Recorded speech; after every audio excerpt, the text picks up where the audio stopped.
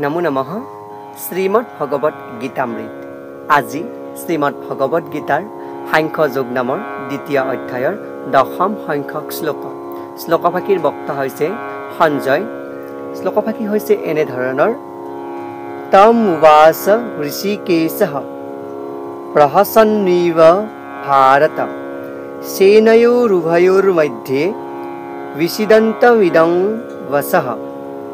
অৰ্থাৎ, হে ভাৰতবংশীয় ধৃতৰাষ্ট্ৰ, তেতিয়া শ্ৰীকৃষ্ণই অলপ মিচিকিয়াই হাঁহি দুয়ো সৈন্যদলৰ মাজত বিষাদ কৰি থকা অৰ্জুনক এই কথাখিনি ক'লে।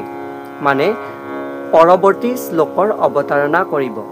এই শ্লোকৰ তাৎপৰ্যক্ৰমে উল্লেখ কৰিছে যে ভাষ্যত ঋষিকেশ আৰু গুড়াকেশ এই দুয়োজন অন্তৰংগ বন্ধুৰ ভিতৰত কথা বতৰা চলি আছিল।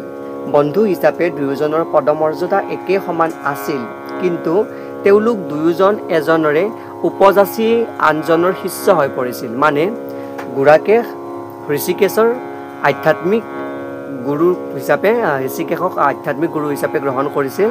সেই অনুসৰি গুড়াকেশ ঋষিকেশৰ শিষ্য হৈ পৰিছিল, কিন্তু দুয়োজনে আনজনৰ আচলতে বন্ধুহে, কিন্তু উপজাচি শিষ্য ৰূপত পৰিগণিত হোৱাৰ কথা ইয়াতে উল্লেখ কৰিছে।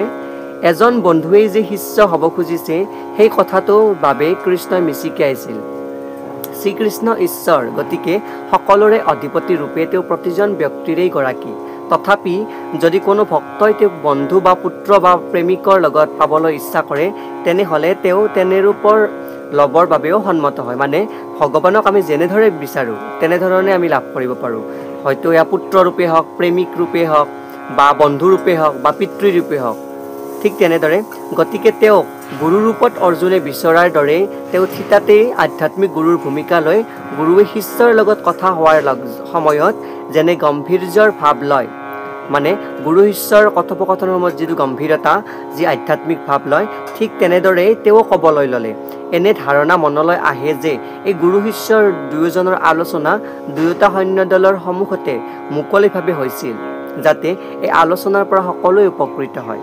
মানে ভাষ্যত এনেকুৱাকৈ উল্লেখ কৰিছে যে এই গুৰু আৰু শিষ্যৰ আলোচনা, মানে শ্ৰীকৃষ্ণ আৰু অৰ্জুনৰ যি আলোচনা, আলাপ আলোচনা, সেই আলাপ আলোচনা দুয়ো পক্ষৰ, কৌৰৱ আৰু পাণ্ডৱ পক্ষৰ দুয়ো সৈন্যদলৰ মাজতে প্ৰত্যক্ষ আৰু ডাঙৰ ডাঙৰকৈ হৈছিল, যে দুয়োটা পক্ষই এই কথা পৰা শুনি উপকৃত হ'ব পাৰে। গতিকে ভগৱত গীতাৰ কথাখিনি কোনো নিৰ্দিষ্ট ব্যক্তি বা সমাজ বা সম্প্ৰদায়ৰ বাবে নহয়। মানে এই শ্ৰীমদ ভগৱত গীতাৰ যিখিনি সাৰ, সেইখিনি কেৱল কোনো নিৰ্দিষ্ট সম্প্ৰদায় বা নিৰ্দিষ্ট ব্যক্তিৰ বাবে বা কোনো বিশিষ্ট সমাজৰ বাবে নহয়, কিন্তু সকলো ধৰণৰ মানুহৰ বাবে ই গ্ৰহণযোগ্য। শত্ৰু আৰু মিত্ৰ উভয়ৰে এই কথাখিনি শুনিবৰ বাবে সমান অধিকাৰ আছে। মানে এই প্ৰত্যেকটো ভগৱত গীতাৰ প্ৰত্যেকটো শ্লোক আৰু প্ৰতিটো ভাষ্যৰ অৰ্থ বা গূঢ়াৰ্থ কেৱল মোৰ বাবেই বা আপোনাৰ বাবেই নহয়, প্ৰতিগৰাকী ব্যক্তিৰ বাবেই প্ৰয়োজনীয়। কাৰণ শ্ৰীমদ ভগৱত গীতাত যি সাৰ আছে, সেই জাতি ধৰ্ম বৰ্ণ নিৰ্বিশেষে প্ৰত্যেকৰ বাবে প্ৰয়োজনীয় আৰু প্ৰাসংগিক। সমাজত বা বৰ্তমান জীৱনত বা আভ্যন্তৰিক জীৱনত, বাহ্যিক জীৱনত বা আগন্তুক আহি থকা যিখিনি সময় আছে, তাৰ কাৰণে এইখিনি উপযোগী।